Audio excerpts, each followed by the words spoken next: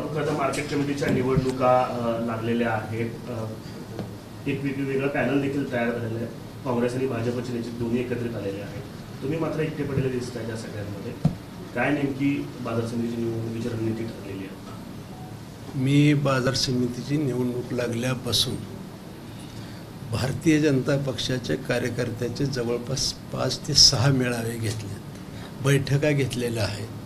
आणि माझ्या माहितीनुसार मी अनेकांच्या साक्षीनं आमच्या तिन्ही लोकप्रतिनिधींना मी विनंती बैठकीला येण्याची केलेली आहे. एका बैठकीमध्ये सचिनजी आले होते, देवेंद्रजी कोठे आले होते, मालक दोन्ही बैठकीला आले नाहीत. सगळ्या बैठका घेतलेल्या आहेत, भारतीय जनता पक्षाने घेतलेल्या आहेत.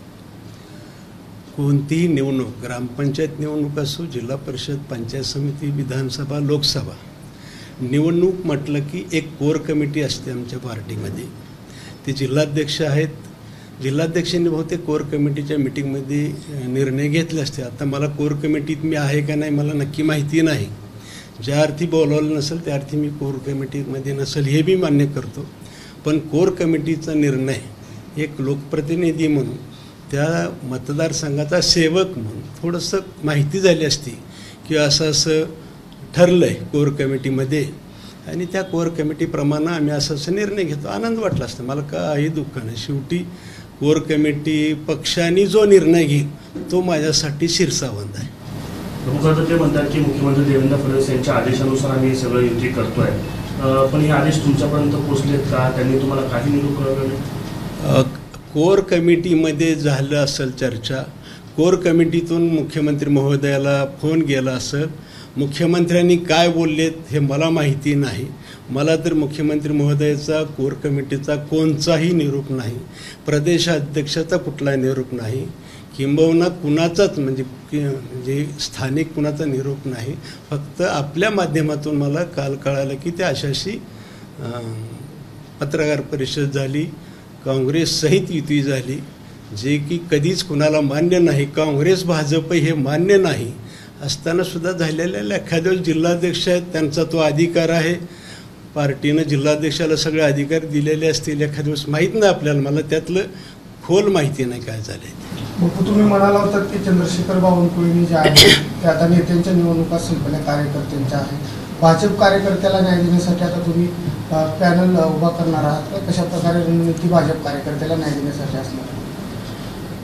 6 एप्रिलला भारतीय जनता पक्षाचा स्थापना दिवस होता. स्थापना दिवसाच्या दिवशी प्रत्येक मंडळामध्ये एक VC-वरती माननीय मुख्यमंत्री बावनकुळे साहेब, आमचे कार्याध्यक्ष चव्हाण साहेब या सगळ्यांनी मार्गदर्शन केलेलं होतं. प्रत्येक विधानसभामध्ये, प्रत्येक मंडळामध्ये ह्या सभा झालेल्या आहेत. आणि त्या सभेमध्ये आम्हाला ठासून चंद्रशेखर बावनकुळे साहेबांनी ठासून सांगितलं आहे, प्रत्येक स्थानिक नेत्यांनी आता नेत्याच्या निवडणुका संपलेल्या आहेत.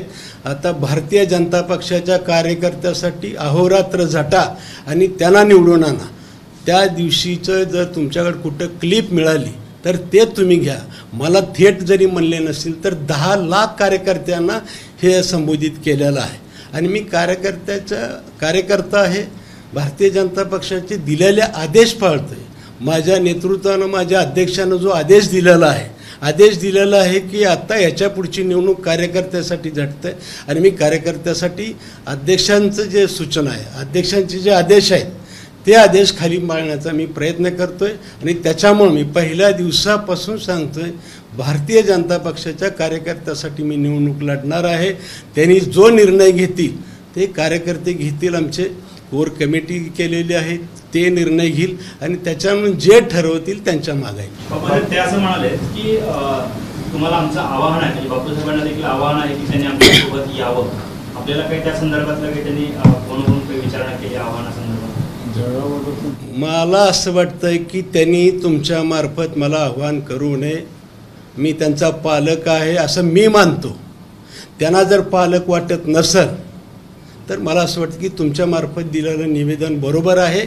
आणि मला असं वाटतं की आजसुद्धा प्रदेशाध्यक्ष, जिल्हाध्यक्षांनी जो निर्णय घेतील, भारतीय जनता पक्षाचे 2 आमदार आहेत, भारतीय जनता पक्षाची सत्ता आहे. तुम्हाला जर मुख्यमंत्री महोदयांनी काँग्रेसबरोबर चंद्रशेखर बावनकुळे साहेब अध्यक्ष प्रदेशाध्यक्ष त्यांनी जर तुम्हाला काँग्रेसबरोबर जायला सांगितलं असेल तो निरोप तो संदेश मी ग्राह्य धरतो. आणि जर समजा बैठकीला बसू, आता माझ्या मतदारसंघात छोटं गाव आहे, म्हणजे माझा मतदारसंघ छोटा आहे, त्यांच्या तिकडच्या दक्षिण तालुक्याच्या दृष्टीने मी छोटा आहे आणि मला राजकारण कळत नसल्यामुळे विचारू नये. माझं असं मत नाही की मला लय कळतं आहे, मी आज सज्ञान आहे, माझ्याकडले ताकद आहे, मला विचारल्याशिवाय काय करू नये अशी माझी म्हणणं नाही. पण तुम्हाला असं वाटतं की मी पालक जर मानत असतील तर त्यांनी तुमच्यामार्फत नाही आता करावं. आणि त्यांनी जो निर्णय घेतील, जिल्हाध्यक्ष निर्णय घेतील की आपल्याला न्याय मिळालेला आहे, आपल्या कार्यकर्त्याला न्याय मिळालेला आहे आणि आपले सगळे कार्यकर्ते म्हणतील जिल्हाध्यक्षांना सांगितलेलं आहे ते बरोबर आहे, मी त्यांच्याबरोबर जायला तयार आहे. बाबा आपल्या सगळ्या येऊन बोलण्यावर असं लक्षात येतं की आपल्या आमदारातूनच सगळे निर्णय घेतले गेलेले आहेत. आपण काही तक्रार करणार पक्षाकडे? मी कुणाचीही आजपर्यंतच्या इतिहासात सचिन कल्याण शिट्टेलाही माहिती आहे, मी कुणाचीही तक्रार प्रदेशाला करत नाही.